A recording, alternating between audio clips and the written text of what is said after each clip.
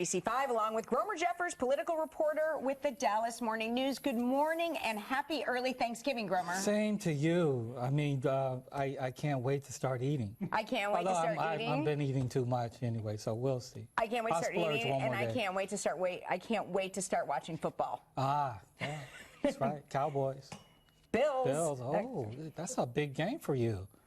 We begin this morning with what was a dramatic week in the House impeachment inquiry into President Trump. Testimony wrapped up Thursday with these words from House Intelligence Committee Chairman Adam Schiff. There is nothing more dangerous than an unethical president who believes they are above the law. And I would just say to people watching here at home and around the world, in the words of my great colleague, we are better than that. Adjourned.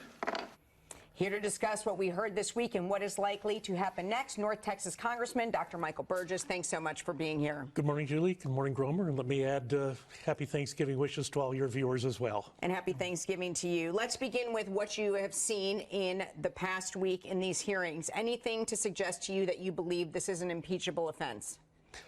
No, I do think that no one changed their minds after this week. And the wrap-up, if you watched all of the sort of ending statements that all of the members gave on both sides of the dais, Democrats came down on one side, Republicans on the other. Person to watch in that is Will Hurd. And Will Hurd not running for re-election. Certainly in a district that's 50-50, anything he says is going to upset half his folks and please half his folks. He said that for an impeachment, the evidence has to be clear, convincing, and unambiguous. And they did not have that. So I think, no, I don't think anyone's mind was changed in this. The people who believed before that something dreadful had happened and the president needs to be removed still feel that way. The people who feel that this was all overblown and an impeachment hoax, they still feel that way. The country is divided on this issue, but I don't know that anyone should think that the outcome is going to be any different from what you would have assumed when all of this started. That is, if the House chooses to vote out articles of impeachment, the Senate is never going to convict and remove. And at the end of this process, we'll be exactly where we are now. And the decision rightly will be made next November at the ballot box. Well, you have an excellent point about, and I think the American public is with you. They don't see a different outcome. The House, there's talk about by Christmas they will vote to impeach, and the Senate will have a trial maybe, and if they have the trial, will not remove the president from office. However, for those who feel like there was something wrong with that telephone call to the new Ukrainian leader, what should be done? How do you should the president be held accountable for that, and how do you do it? Well, who's defining that he did something wrong?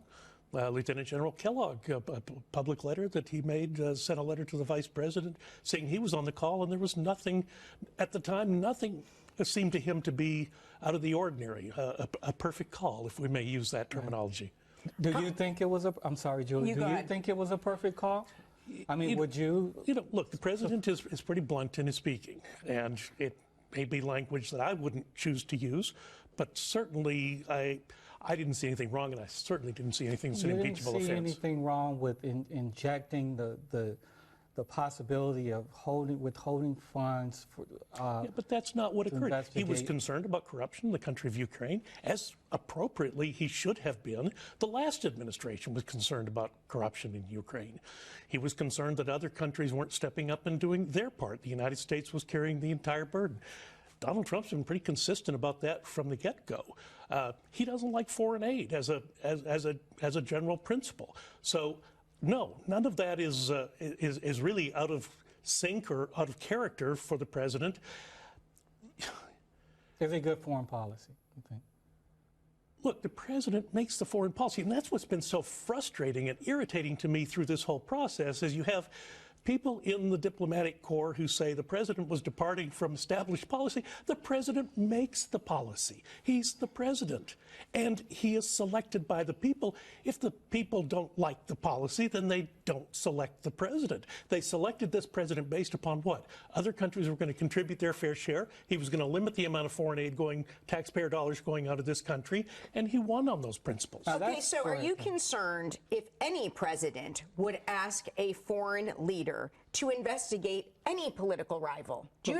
First off, I don't think that happened here.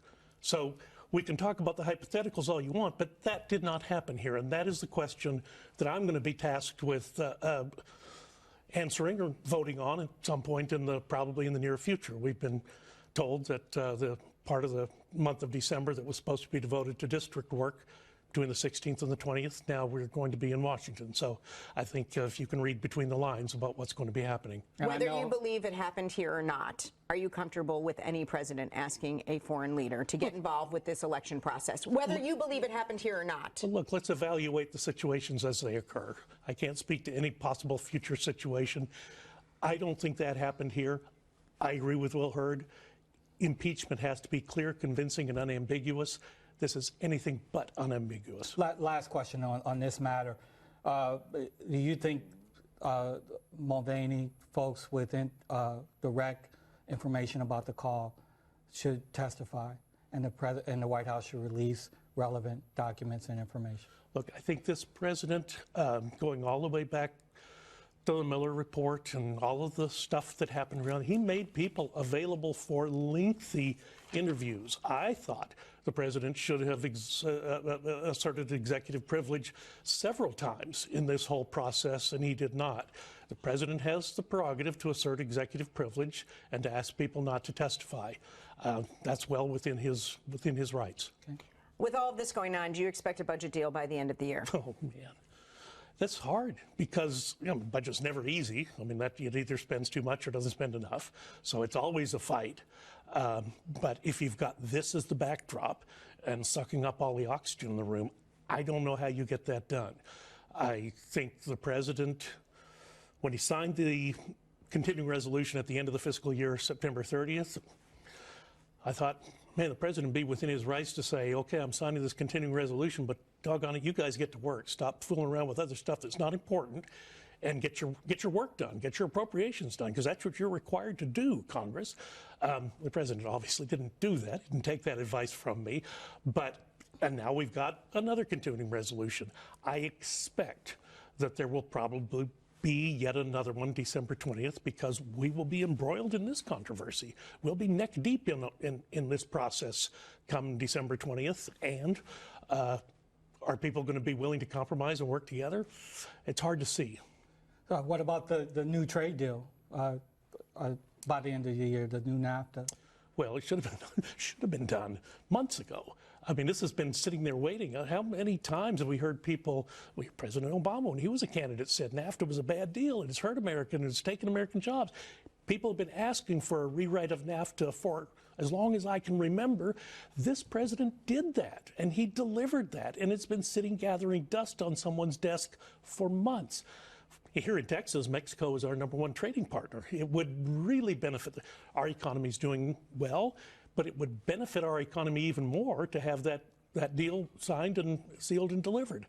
But it's almost like they don't want to give the president a win on anything. And so we're willing to hold this up, even if it hurts people. And that's what's just so saddening to me about this whole process. In the short time we have left, in 2020, let's look at President Trump and Texas. Last time around, he won the state by almost 10 points. You saw 2018, a very different Texas. What do you expect? Well, as you'll recall, right before the 2016 election, I accurately predicted the outcome here on this very stage set. So I don't see that the president should expect anything less than what he carried in the last election in 2016. And it may be he does a little bit better in a state like Texas. You know, a lot can happen between now and November when we have the election. It's an eternity in politics to have that much time, that much runway before something actually happens. But the president has delivered on the promises that he made. Look, there's stuff I would never have believed when we sat here 3 years ago that we would be looking at the economic successes that this country has had for the sustained period of time that it has. Yeah, President Obama can get some credit for that because he signed the bill that lifted the ban on exporting oil crude that Joe Barton had been working on for years and years and finally got done. That benefited Texas. The Texas economy leads the nation, and energy production in Texas is one of the things that drives the economy. This has been a good news story for our state. Did I just hear a Republican give President Obama some credit? He signed the omnibus bill in which Joe Barton's lifting of the ban on crude oil export. And you know, it was literally within a week that the Port of Corpus Christi began exporting crude oil for the first time in decades. Congressman, thanks so much for being here. We appreciate it. And still ahead, red or blue, we're talking about the fight to control Tarrant County.